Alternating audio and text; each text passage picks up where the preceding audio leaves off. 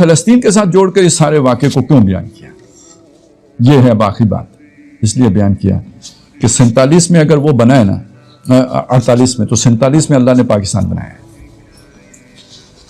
اور بہت سی روایات سے یہ بات معلوم ہوتی ہے کہ یہ جب اب تیسری دفعہ اس کو حاصل کیا جائے، پہلی دفعہ کس نے حاصل کیا؟ حضرت عمر نے، دوسری دفعہ کس نے حاصل کیا؟ صلاح الدین ایوبی نے، اور تیسری دفعہ اسے حاصل کریں گے مشرق سے آنے والے لشکر۔ اور روایات میں یہ بھی ہے کہ جب وہ آئیں گے مہدی کی مدد کو، لیکن وہ جنگی صلاحیت میں ہوں اور ہتھیاروں میں عربوں سے بہتر ہوں گے۔ اب آپ کو کوئی سمجھ آئی جو میں نے کیوں اس علاقے کا ذکر کیا ہے؟ تو ادھر اللہ تعالیٰ اس کو سہج سہج آہستہ آہستہ ادھر لے کے جا رہا ہے۔ اور اب وہ فلسطین کی آزادی کا جب آپ کے سامنے مسئلہ آئے گا، دیکھیں آپ حقیقت پسندانہ جائزہ لے لیں، 24 لاکھ فلسطینی وہاں پہ موجود ہیں، اور مجھ سے اور آپ سے زیادہ جذبے والے ہیں، نہیں تو بھاگ جاتے، ادھر رہنے کے موت ہے نا وہاں پہ، اور کیا ہے۔ اور ٹرمپ بھی کہہ رہا ہے، نیتن یاہو بھی کہہ رہا ہے یہاں سے نکلو، وہ نہیں، عرب بھی کہہ رہے ہیں نکلو، نہیں نکل رہے۔ تو جذبے میں کوئی کمی نہیں ہے۔ 24 لاکھ وہ ہیں، یہاں سے پاکستان سے 24 لاکھ اور بھی چلے جائیں، 48 لاکھ ہو جائیں، اسرائیل پہ غالب آ جائیں گے۔ تو یہ جب جنگیں ہوتی ہیں تو آخر طریقے سے ہوتی ہیں، یہ کوئی محض جذبہ تو نہیں ہوتا، اس کے پیچھے کوئی پلاننگ بھی ہوتی ہے، کوئی آخر اسباب بھی ہوتے ہیں۔ فَأَتْبَعَ سَبَبًا، ذوالقرنین نے بھی جنگیں کی ہیں تو اسباب جمع کیے ہیں، تو وہ اسباب اللہ نے جس صورت میں تیار کیے ہیں وہ سامنے رکھے۔ ایک بات تو یہ ہے، البتہ ان فلسطینیوں کے لیے ہمارے مسلمان بھائی ہیں، آواز اٹھانی چاہیے، جو ظلم ہے اس کے خلاف آواز اٹھانی چاہیے، لوگوں کی غیرت کو للکارنا چاہیے۔ لیکن جو صحیح بات ہے، جو کہنے کی ہے، جو مطالبہ کرنے کی ہے، وہ کیا ہے کہ آج اگر ہمارے ہاتھ سے یہ بیت المقدس نکلا ہے تو یہ کیوں نکلا کہ ہم نے اللہ سے بے وفائی کی؟ یہ کیوں نکلا؟ یہ اس لیے نکلا کہ ہم نے اللہ کے دین کو پیٹ دکھائی۔ اور آپ سوچیں، آپ کا تعلق اسلامی جمعیت طلباء سے ہے، کیا جو مولانا مودودی کی فکر یا سوچ یا مطالبہ تھا وہ عین قرآن کے مطالبے پر مبنی تھا یا نہیں؟ تو آپ کے دینی لوگوں نے اس کو کیا جواب دیا؟ فتنہ مودودیت۔ تو یا تو وہ واقعی فتنہ تھا، آپ مان لیں، اور اگر وہ فتنہ نہیں تھا، صحیح دعوت تھی، تو جنہوں نے اسے فتنہ قرار دیا ان کا کوئی علاج ہونا چاہیے یا نہیں ہونا چاہیے؟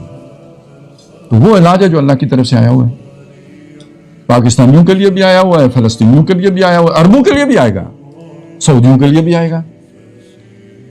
تو ایک طرف اسے سمجھیں کہ یہ ہم نے کوئی اللہ کے حقوق میں ڈنڈی ماری ہے جس کا بدلہ ہے جو آ رہا ہے، لیکن دوسری طرف جو ہمارے فرائض بنتے ہیں ان سے میں نہیں کہتا کہ وہ اس پہ جو صوفی بن کے خانقاہ میں بیٹھ کے اللہ وہ شروع کر دیں۔ کہنے کا مقصد یہ ہے کہ ایک طرف آ رہا ہے تو اس کا سبب سمجھیں، کوئی اللہ نے زیادتی نہیں کی ہمارے ساتھ، ہم نے بے وفائی کی ہے جس کا نتیجہ یہ ہے۔ تو سب سے پہلے ہمیں کیا سمجھانا چاہیے اپنے لوگوں کو؟ یہ بے وفائی چھوڑو، سود خوری چھوڑو، حرام خوری چھوڑو، جھوٹ بولنا چھوڑو، اللہ کے بندے بنو۔ اس کے بعد اگلا مرحلہ آئے گا نا کہ اللہ کے وہ خدمتگار بنو یا وہ جو ہے نا فوجدار بنو، اس کے بعد کی بات ہے، پہلے اللہ سے اپنا تعلق سیدھا کرو۔ اب آپ مجھے بتائیں، اصل جو دعوت تھی مولانا کی وہ یہی تھی یا نہیں تھی؟ تو یہ واقعات در حقیقت اللہ کی طرف سے ایک وارننگ ہے ہمارے لیے، یا یوں کہہ لیں کہ ہمیں ایک تعزیانہ ہے کہ ہم ہوش میں آ جائیں، ہم اپنی اصل دعوت کی طرف رجوع کریں۔ دنیا دار بن گئے ہیں ہم بھی، باقی جو غزہ میں تم و نصارہ تو تمدن میں ہنود، یہ مسلمان ہیں کہ جنہیں دیکھ کے شرمائیں یہود۔ تو بنی اسرائیل کی تاریخ بھی یہی ہے کہ اگر اللہ کے فرما بردار رہو گے، اللہ تعالیٰ تمہیں یہاں پہ آباد رکھے گا، نافرمان ہو گے یہاں سے تمہیں نکال باہر کرے گا، وہ ہمارے سر پر۔ باقی یہ کہ پیشن گوئی کے درجے میں یہ بات، جیسے قرآن نے وہ باتیں کی تھی تو وہ سچ ثابت ہوئی، اسی طرح قرآن مجید اسی سورہ مبارکہ کے آخر میں کہتا ہے کہ جب یعنی وہ موسیٰ علیہ السلام جب بنی آئے نا بالکل شروع میں، تب کا ذکر کرتا ہے کہ موسیٰ کو 30 آیات 9 نشانیاں دی، فرعون کے پاس گئے، فرعون نے کہا کہ جی تم جادو کرو، پھر اس کے بعد موسیٰ علیہ السلام نے کہا تجھے خوب پتہ ہے کہ یہ جادو نہیں ہے لیکن تو اللہ کے مقابلے میں اکڑتا ہے۔ فَأَرَادَ أَن يَسْتَفِزَّهُم مِّنَ الْأَرْضِ، فرعون نے ارادہ کیا کہ انہیں کو زمین سے نکال باہر کرے، ختم کر دے، جیسے آج یہودی ارادہ کر کے بیٹھے ہیں کہ مسلمانوں کو، فلسطینیوں کو ختم کر دے۔ یہ ارادہ کس نے کیا تھا اس وقت؟ فرعون نے کیا. فَأَغْرَقْنَاهُ, ہم نے اس کو غرق کر دیا. وَمَن مَّعَهُ جَمِيعًا, اور جو اس کے ساتھ تھے ان سب کو غرق کر دیا. یہ بات قرآن نے کیوں سنائی تھی؟ یہ اس سے پہلے 9ویں رکوع میں یہ بات آ چکی ہے کہ یہ تل چکے ہیں. کون؟ مشرکین مکہ. اے نبی آپ کو قتل کر دیں یا یہاں سے آپ کو نکال دیں, ہجرت پر آپ کو مجبور کر دیں. اِذًا لَا يَلْبَسُونَ خِلَافَكَ إِلَّا قَلِيلًا, اس کے بعد یہ بھی یہاں پر زیادہ عرصہ نہیں رہ سکیں گے. تو ہجرت کے 2 سال کے بعد جنہوں نے وہ فیصلہ کیا تھا سارے میدان بدر میں کھینچ رہے یا نہیں؟ یہ اللہ کی سنت ہے. تو فرعون کے ساتھ بھی یہی ہوا, اس کو اللہ نے غرق کر دیا. بنی اسرائیلی نہیں ختم ہوئے, فرعون ختم ہو گیا. تو ایک علامت یہ ہے کہ اگر دنیا کے بڑوں نے یہ فیصلہ کر دیا ہے کہ مسلمانوں کو نیست و نابود کر دینا ہے, تو قرآن مجید اشارہ یہ دے رہا ہے کہ جب یہ سوچ پیدا ہوتی ہے تو یہ وقت در حقیقت کفر کے مٹنے کا ہوتا ہے, مسلمانوں کے مٹنے کا نہیں ہوتا ہے. ایک بات تو یہ آ گئی. دوسری بات یہ, اسی میں ایک بات اور ہے, وَإِذَا جَاءَ وَعْدُ الْآخِرَةِ فَإِذَا جَاءَ وَعْدُ الْآخِرَةِ, جب بالکل آخری وعدے کا وقت آئے گا. دیکھیں 2 وعدے پہلے ہو گئے نا, ایک ٹائٹس رومی والا اور ایک بخت نصر والا. ایک اور وعدہ ہے جو آخری دور میں آئے گا, جِئْنَا بِكُمْ لَفِيفًا, ہم تمہیں لپیٹ کے لے آئیں گے. اب کیا مطلب ہے اس بات کا؟ جب قرآن نازل ہو رہا تھا تو اس وقت یہ یروشلم میں آباد نہیں تھی. اس وقت یہ بکھرے ہوئے تھے, دنیا میں منتشر تھے, پوری دنیا میں بکھرے ہوئے تھے. قرآن اس وقت یہ پیشن گوئی کر رہا ہے کہ جب آخری وعدے کا وقت آئے گا تو تمہیں دنیا سے لپیٹ کر واپس لا کے بیت المقدس میں آباد کر دیں. وہ جو میں نے آپ کو بتایا 1917, 1948, 1967 اور اب گریٹر اسرائیل, یہ اللہ کا منصوبہ ہے کہ یہ آ کے یہاں پہ آباد ہوں. اب وہ یہ سارا کچھ کیوں کر رہے ہیں؟ گریٹر اسرائیل بنانے کے لیے. اور اللہ کہہ رہا ہے کہ میں کیوں تمہیں لے کے آؤں گا؟ گریٹر گریو یارڈ بنانے کے لیے. کہاں دنیا میں ہر طرف پھر پھر کے حضرت مسیح تمہیں مارتے پھریں گے, تو ایک ہی جگہ پہ سارے جمع ہو گئے اور اکٹھے جو ہے نا وہ بلڈوز کر دیے جاؤ گے. یہ ہے اللہ تعالیٰ کا منصوبہ. جِئْنَا بِكُمْ لَفِيفًا, اور اس کے آگے الفاظ کیا ہیں؟ بہت اہم الفاظ ہیں. وَبِالْحَقِّ أَنزَلْنَاهُ وَبِالْحَقِّ نَزَلَ.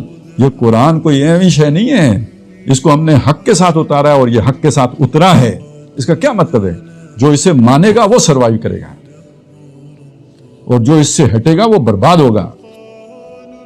تو تمہاری بربادی مقدر ہے. تم نے قرآن کو دیکھیں, پہلے رکوع میں یہ بات آ گئی تھی, عَسَىٰ رَبُّكُمْ أَن يَرْحَمَكُمْ, تمہارا رب اب بھی تم پر رحم کرنے کے لیے تیار ہے. یہ رحمت للعالمین کے دامن سے وابستہ ہو جاؤ, تم پر رحم ہو جائے گا. وَإِنْ عُدْتُمْ, اور اگر تم نے سرکشی کی جیسے پہلے کرتے رہے ہو, عُدْنَا, ہم بھی وہی کریں گے جو تمہارے ساتھ پہلے کرتے رہے. تو کیا یہودی نیک ہو گئے ہیں یا زیادہ باغی ہو گئے ہیں؟ باغی ہو گئے ہیں. تو عُدْنَا کا کیا مطلب ہوگا؟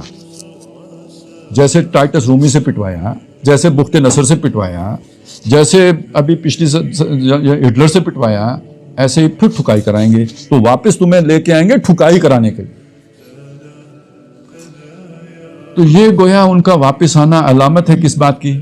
ان کے اختتام کی. ان کا دور لد گیا ہے, اور ان کا یہ ارادہ کر لینا کہ ہم مسلمانوں کو باقی نہ چھوڑیں گے, در حقیقت اشارہ ہے اب ان کا وجود ختم ہونے کے قریب ہے, جس کی خبریں احادیث میں نبی صلی اللہ علیہ وسلم نے. یہ تو میں نے اپنے کے سامنے قرآنی استدلال رکھا ہے نا, تفصیلات تو آپ کو احادیث میں ملیں گے. حضرت مہدی آئیں گے, حضرت مسیح آئیں گے, ان کی طرف سے دجال آئے گا, مسیحا ان کا جس کا یہ انتظار کر رہے ہیں. اور پھر یہ کہ یہ سارے کے سارے, یہ کسی درخت کے پیچھے چھپا ہوگا تو درخت بتائے گا یہ چھپا ہوا ہے, پکڑو اور مارو اس کو. کسی پتھر کے پیچھے چھپیں گے, پتھر بھی بولے گا یہ یہودی چھپا ہوا ہے. کسی کو باقی نہیں چھوڑا جائے گا, سب کے سب مارے جائیں گے. عیسائی توبہ کر لیں گے اور یہ جو یہودی ہیں یہ مارے جائیں گے. تو کہنے کا مطلب میرا یہ تھا کہ یہ تو اللہ کی کا پلان ہے, لیکن عملاً یہ کون کرے گا؟ وہ جیسے میں نے وہ آپ کو روایت سنائی کہ مشرق سے کچھ لشکر آئیں گے جو جنگی صلاحیتوں میں بہت جو ہے نا وہ عربوں سے بھی بہتر ہوں گے. آج اس دنیا کے اوپر اس صلاحیت کا مالک مسلمان ملکوں میں آپ کو کوئی دکھتا ہو سوائے پاکستان کے تو مجھے بتائیں. جذبہ ہونا الگ بات ہے, لیکن ٹیکنالوجی کے اعتبار سے, جنگی حکمت عملی کے اعتبار سے کوئی کسی قابل ہونا ایک الگ بات ہے. تو یہ اس اعتبار سے ہمیں اللہ کی طرف لوگوں کو دعوت دینے کی ضرورت ہے. اب ہمیں طاقت بہت اللہ نے دے دی ہے, لیکن اب دوسری روحانی طاقت کی ضرورت ہے کہ ہم اپنے ملک میں اسلام غالب کریں. اس کے بعد جب ہم اللہ کے لیے نکلیں گے تو شان میں اور ہوگی. پہلے اللہ سے جنگ تو بند کرنا, اور یہ سود خوری اللہ سے جنگ کرنا ہے. جو قوم اللہ سے حالت جنگ میں ہو وہ اگر اللہ سے دعا کرے اللہ ہماری مدد کر، وہ مدد کرے گا یا جنگ کرے گا؟ فَاذَنُوا بِحَرْبٍ مِّنَ اللَّهِ وَرَسُولِهِ، تو اگر تم فَإِن لَّمْ تَفْعَلُوا، اگر یہ سود خوری سے باز نہیں آتے تو اللہ اور رسول کے خلاف تمہارا اعلان جنگ ہے۔ تو یہودیوں کے خلاف جنگ کر کے تو شاید ہم جیت جائیں، اللہ رسول سے بھی جنگ کر کے جیت سکتے ہیں۔ تو اب مجھے بتائیں نا، پھر پہلی ضرورت کیا ہے؟ پہلی ضرورت یہ ہے کہ اپنے ملک سے اس نجاست کو، جو اللہ کی بغاوت کی نجاست ہے، اس سے اپنے ملک کو پاک کریں، اور اس کے بعد پھر جو اللہ کی مدد بھی آئے گی، اور یہ اللہ کا منصوبہ بھی ہے، یہی ہونا ہے۔ دیکھیں نا، ہم تاریخ کے کتنے صحیح رخ پر کھڑے ہیں، اور اب اللہ نے چنا ہے تو کھڑے ہیں۔ ہمارے کتنے ساتھی ہیں جو کہیں اور کاموں میں لگے ہوئے ہیں۔ تو اب اگر ہم اس کے تقاضے نہ پورے کریں تو ہم سے بڑا مجرم کون ہوگا؟